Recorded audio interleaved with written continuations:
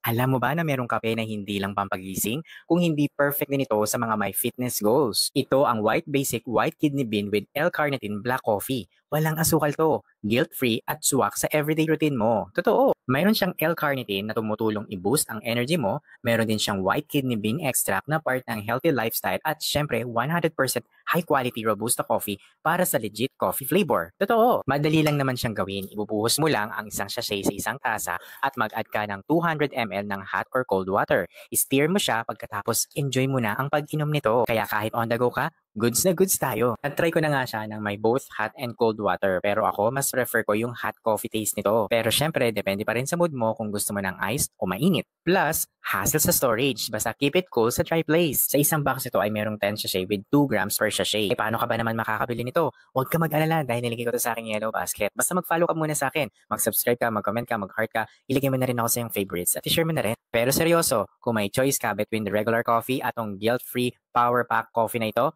alin ang pipiliin mo? I-comment mo nga.